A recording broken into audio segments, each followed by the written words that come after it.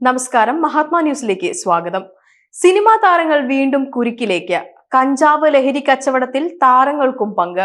പീഡന കേസുകൾക്ക് പുറമെ പലരും ജയിലിലാകും.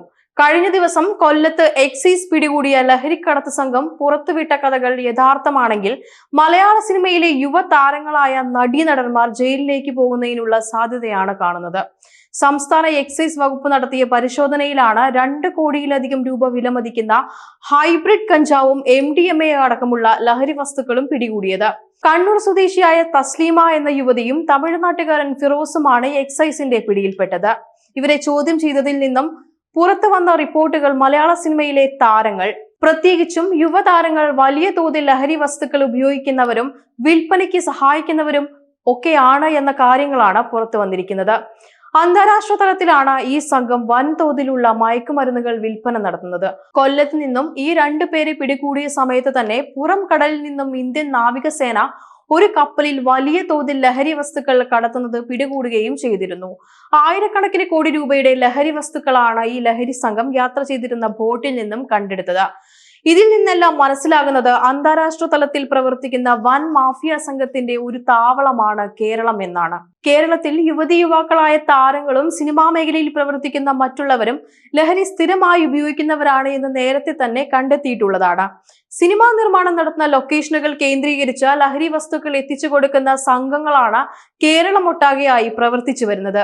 സിനിമാ മേഖലയിൽ നിന്നുമുള്ള പലരും ലഹരി ഉപയോഗത്തിന് മാത്രമല്ല വലിയ തോതിലുള്ള കച്ചവടത്തിനും തയ്യാറാവുന്നുണ്ട് എന്ന റിപ്പോർട്ടുകളും പുറത്തു വന്നിട്ടുണ്ട്. മുൻപ് എക്സൈസിന്റെയും പോലീസിന്റെയും പിടിയിലായ പ്രസിദ്ധ ചലച്ചിത്ര താരങ്ങളായ ഷൈൻ ടോം ചാക്കോയും ശ്രീനാഥ് ഭാസിയും കഞ്ചാവ് കച്ചവടത്തിനും മറ്റ് ലഹരി വസ്തുക്കളുടെ വിപണനത്തിനും നേതൃത്വം കൊടുത്തവരാണ്.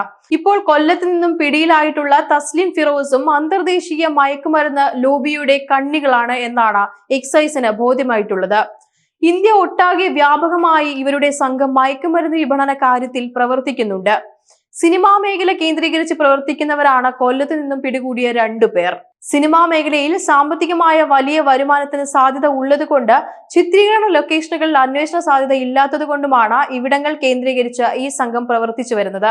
ഇപ്പോൾ ഒടുവിൽ പുറത്തുവരുന്ന റിപ്പോർട്ടുകൾ അനുസരിച്ച് മലയാള സിനിമാ മേഖലയിൽ പ്രവർത്തിക്കുന്ന പല പ്രമുഖരും മയക്കുമരുന്ന് കേസിൽ ജയിലിലേക്ക് പോകുന്ന സ്ഥിതി ഉണ്ടാകുമെന്നാണ് അറിയുന്നത്. സിനിമയിൽ അഭിനേതാക്കളായിട്ടുള്ള യുവ പുരുഷ താരങ്ങൾ മാത്രമല്ല, നടികൾ പോലും പലരും കഞ്ചാവും മറ്റു ലഹരി വസ്തുക്കളും സ്ഥിരമായി ഉപയോഗിക്കുന്നവരാണ് എന്ന രീതിയിലുള്ള റിപ്പോർട്ടുകളാണ് പുറത്തു വരുന്നത്. മാത്രമല്ല, യുവാക്കളായ താരങ്ങളിൽ പലരും ലഹരി വസ്തുക്കളുടെ വിൽപ്പനയിൽ പങ്കാളികളാണ് എന്നും പറയുന്നുണ്ട്. ഇത് സംബന്ധിച്ച അന്വേഷണങ്ങൾ കേരളത്തിൽ മാത്രമല്ല അന്യ സംസ്ഥാനങ്ങളിലേക്കും വ്യാപിക്കുന്നതിന് എക്സൈസ് വകുപ്പും പോലീസ് വകുപ്പും സംയുക്തമായി നീക്കം ആരംഭിച്ചു കഴിഞ്ഞു. കൊല്ലത്ത് നിന്നും ലഹരി വസ്തുക്കളുമായി പിടികൂടിയ പ്രതികളിൽ നിന്നും എക്സൈസ് വകുപ്പിനും പോലീസ് വകുപ്പിനും കിട്ടിയിട്ടുള്ള തെളിവുകളും വിവരങ്ങളും മലയാള സിനിമയിലെ പ്രമുഖരായ നടീനടന്മാർ ഇതിൽ പങ്കാളികളായിട്ടുണ്ട് എന്ന് തെളിയിക്കുന്നതാണ്.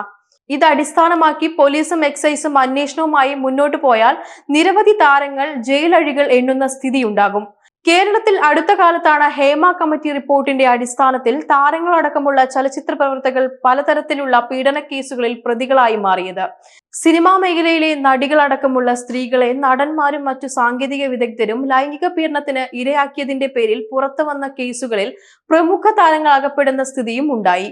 ഇത് മാത്രമല്ല, ഹേമ കമ്മിറ്റി റിപ്പോർട്ട് പുറത്തു വന്ന ശേഷം നടന്ന പോലീസ് കേസുകളും കോടതി ഉത്തരവുകളും മലയാള സിനിമയിലെ വലിയ പ്രതിസന്ധിയിലേക്ക് തള്ളിയിടുന്ന സ്ഥിതിയും ഉണ്ടായി. ഇപ്പോൾ ലഹരി വസ്തുക്കളുടെ വിൽപ്പനയിലും ഉപയോഗത്തിലും താരങ്ങൾ അടക്കമുള്ളവർ കൂടി പങ്കാളികളായിട്ടുണ്ട് എന്ന റിപ്പോർട്ടുകൾ പുറത്തു വരുമ്പോൾ ഗൗരവമായ അന്വേഷണമാണ് നടത്തുന്നതെങ്കിൽ മലയാള ചലച്ചിത്ര മേഖലയിലെ പല വിഭാഗത്തിൽപ്പെട്ട പല പ്രമുഖരും പ്രതികളായി മാറുന്ന സ്ഥിതി ഉണ്ടാകാനാണ് സാധ്യത.